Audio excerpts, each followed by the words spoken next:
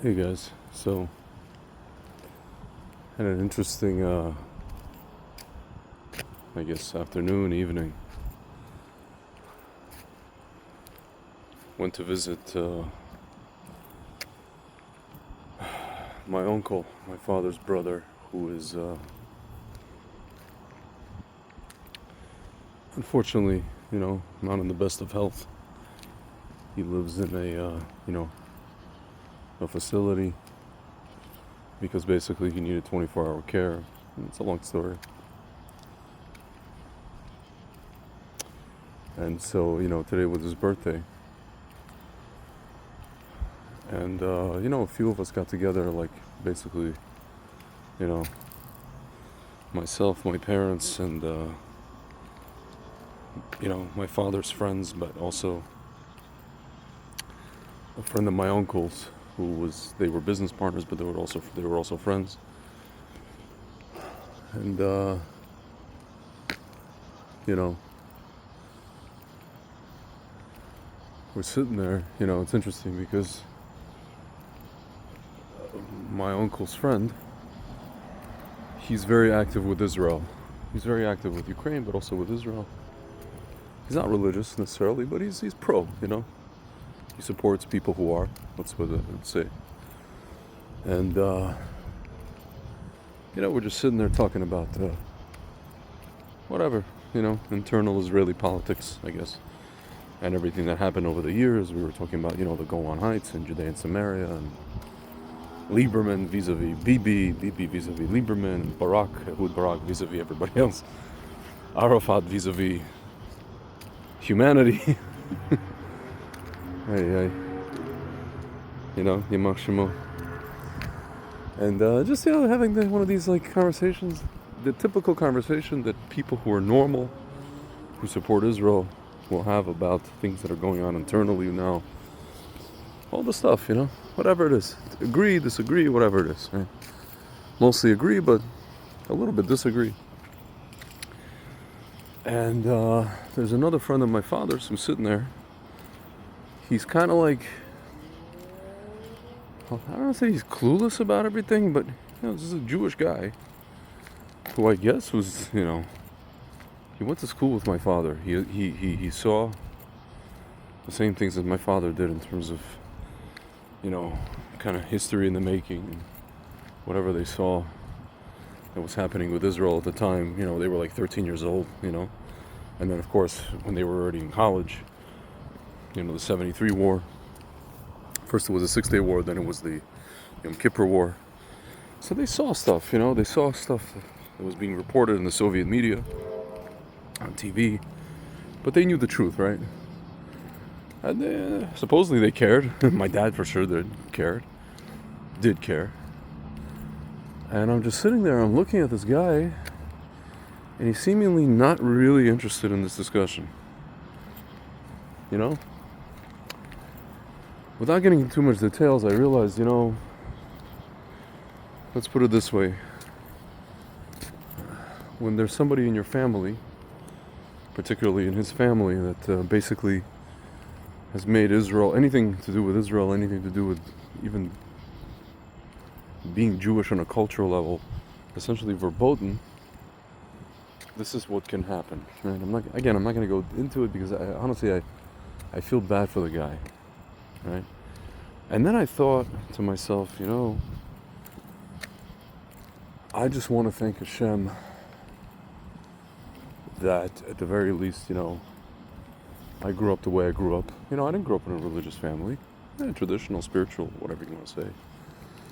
But definitely pro-Israel, definitely not only pro-Israel, but there's a lot of education about just,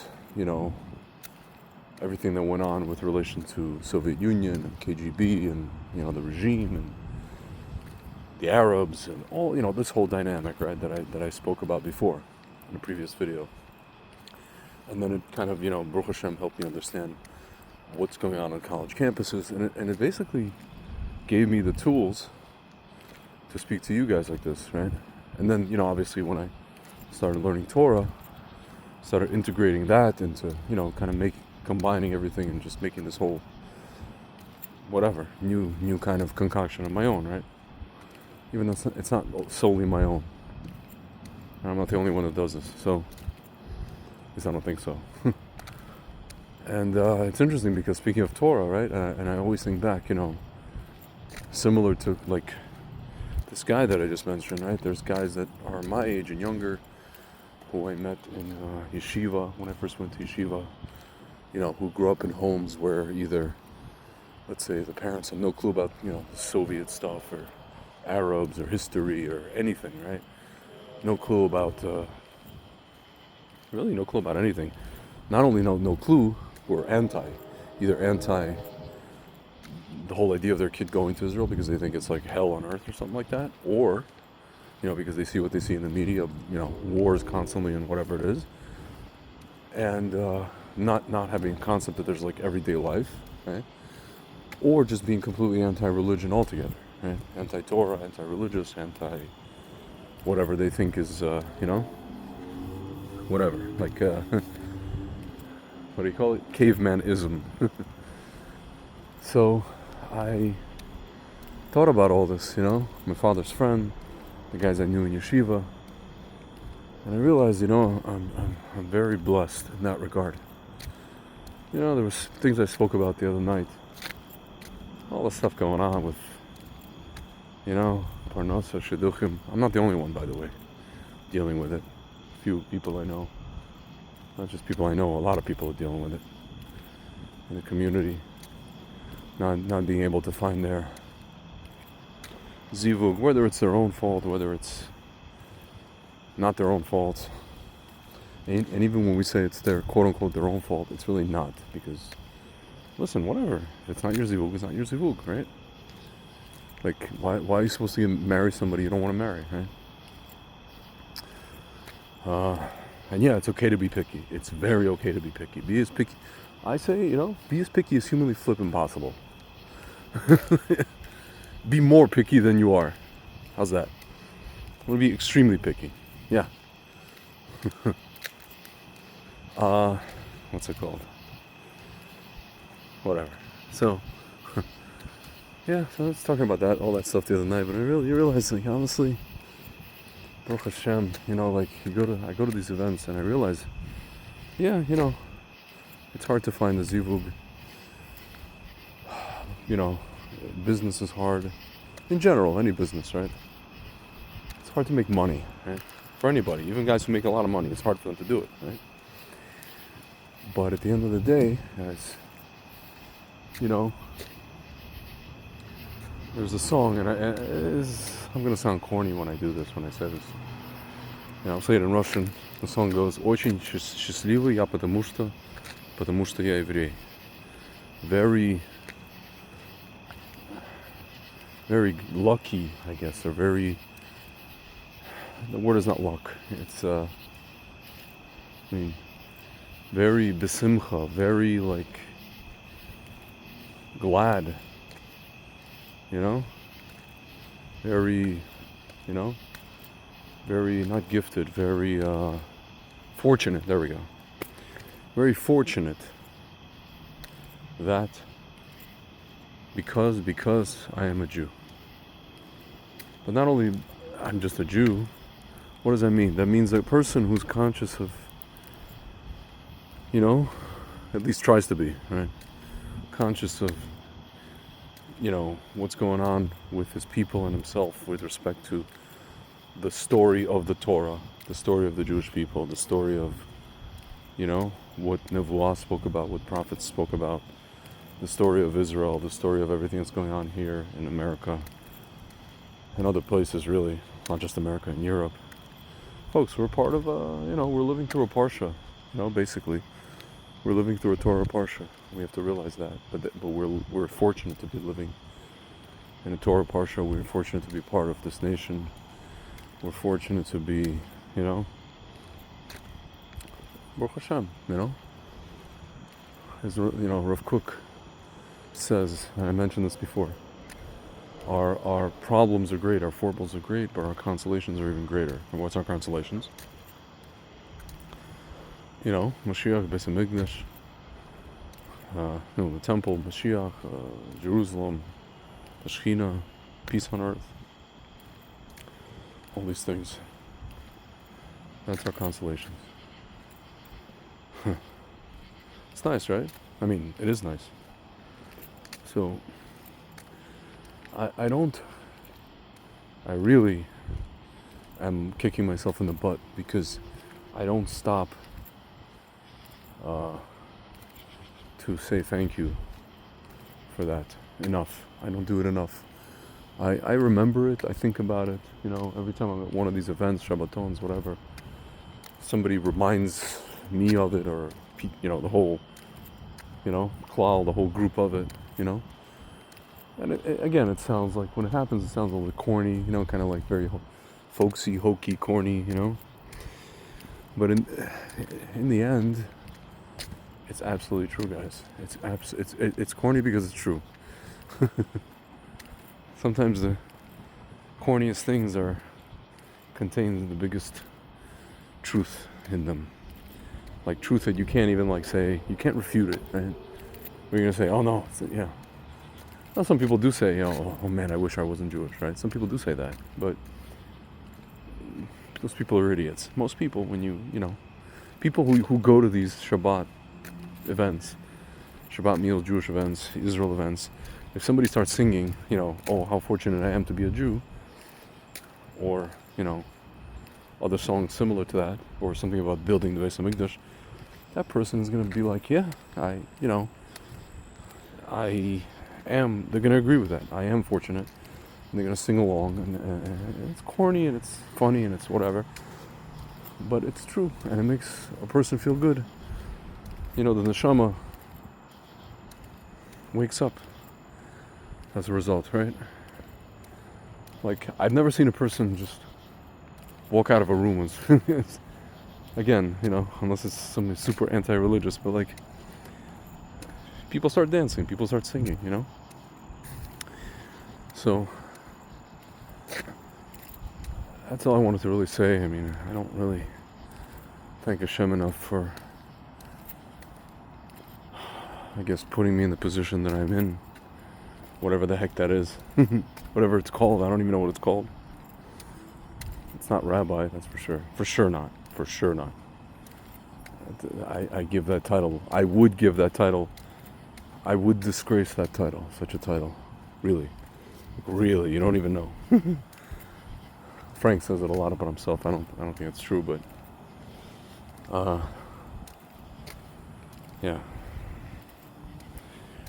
So, thank God, and thank God for having the family that I have, who, we at least, we don't always see eye to eye on a lot of things, just, life stuff, but when it comes to this stuff, we're basically in line. A lot of people have, because I know a lot of people that are basically a lone wolf in their family, in that respect, and they feel alone. They feel like it's them against the world, or their family against them. Not them against their family, but their family is attacking them for whatever, right? Whether it's beliefs about Israel, beliefs about general politics, general philosophy, general, life stuff. Unfortunately, a lot of Jews have kind of swallowed all the stuff, all the woke stuff, hook, line, and sinker, thinking that it has something to do with Torah, or something to do with Jewish values, and something to do with, I don't know, goodness, or anything to do with Hesed, or what are they? Tikkun Olam, right? They swallowed the Tikkun Olam pill a long time ago, and they've, I like to say they're choking on it. With the thought that they, they think they're digesting it, but in reality they're choking on it. It's Tikkun Olam pill. Right? So you see a lot of that, right, guys? Especially in America. Not as much in Israel, but in Israel, when you see it, it's crazy also. But in America, you see a lot of it, unfortunately. And then there's one person in the family who just it's like, nah, man, I'm not down with that, right? And then they turn that person into an outcast. And I always say, thank Baruch Hashem that Hashem at least put me in such a family around people that,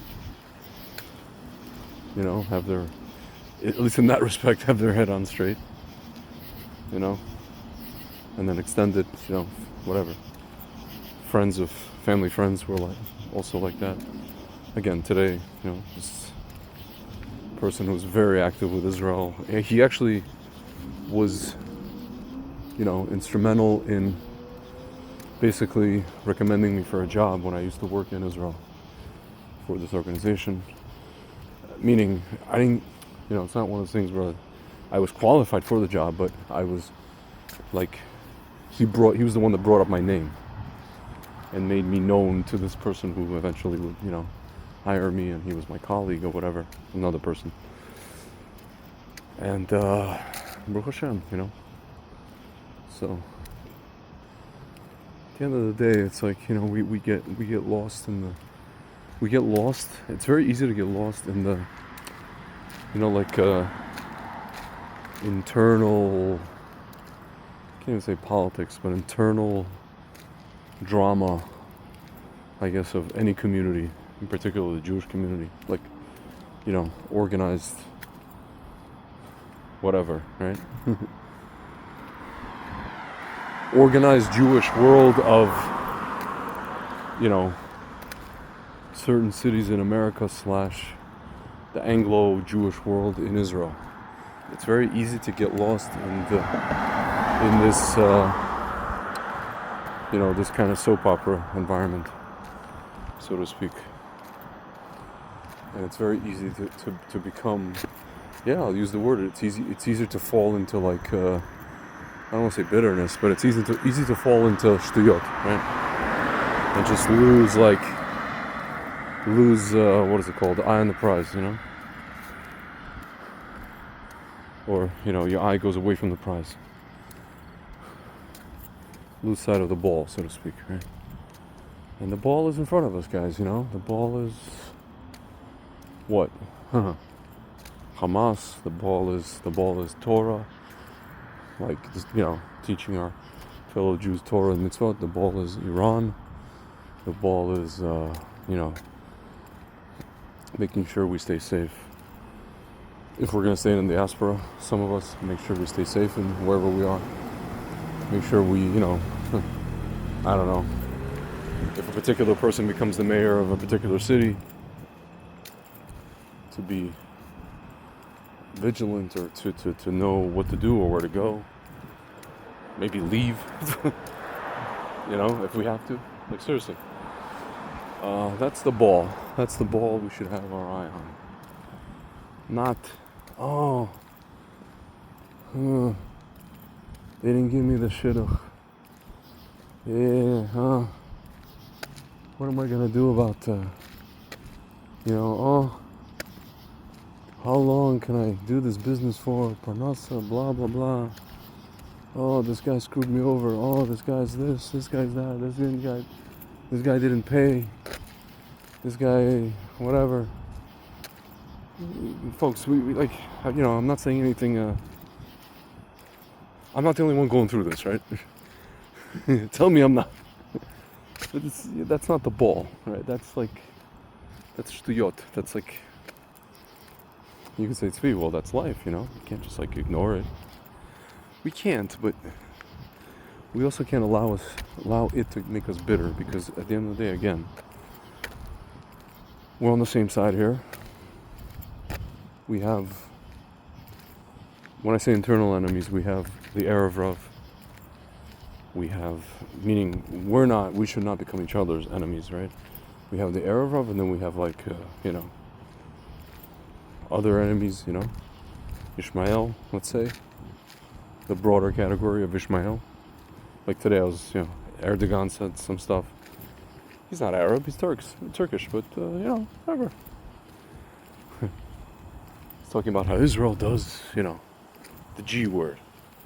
Meanwhile, his friends in Syria are slaughtering the Druze, and the Druze are with us, right? Again, I mentioned this whole thing about Yitro, how we're asking, Look at these hypocrites. They care about Gaza, but they don't care about the Jews. Folks, again, Amalek doesn't care about Yitro. Amalek doesn't care about Yitro. I said this. Did he care about Yitro before? No. Yitro was with us. Right? The father-in-law of Moshe Rabbeinu. He was with us. The Druze are with us. Druze. D-R-U-Z-E. So, do the people who attack us, are the people who are attacking us going to care about those who are with us? No. Why do you want them to care? They're not going to care. They're a bunch of orcs. Amalek orcs. Whether they're on campuses or in the media or in, I don't know, wherever they are. Like, you know, what's that thing that they had, Mad TV? Lowered expectations? Lowered expectations, you know? So, anyway.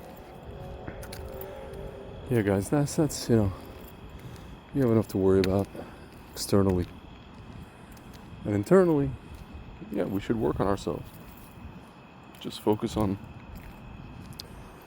you know, Torah, mitzvot, our families. Yeah, and all the other stuff is like, some person messaging us with some ridiculous idea, whether it's a dating idea or a business idea. Okay, people have ideas. People have all sorts of ideas. You know, you got to treat everything, you know, like I hate to say this, like telemarketing. Somebody comes out, somebody you don't know, right? Presents you with some idea, again, in anything. You say, no thanks, I'm not in the market for that right now. That's it. No antagonism, no. Guys, I'm talking to myself, believe me. No antagonism, no,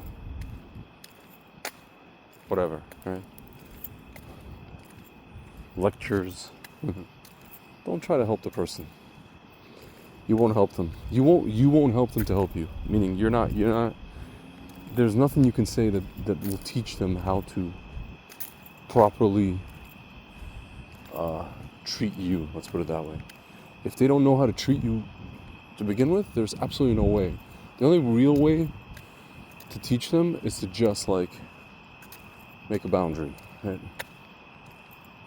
Telling them, oh, here's how I want you to do this, or come at this, or come at me. They don't care.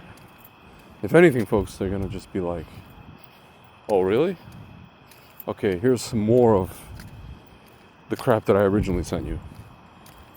Or said to you, or presented to you, or whatever it is. Folks, yeah.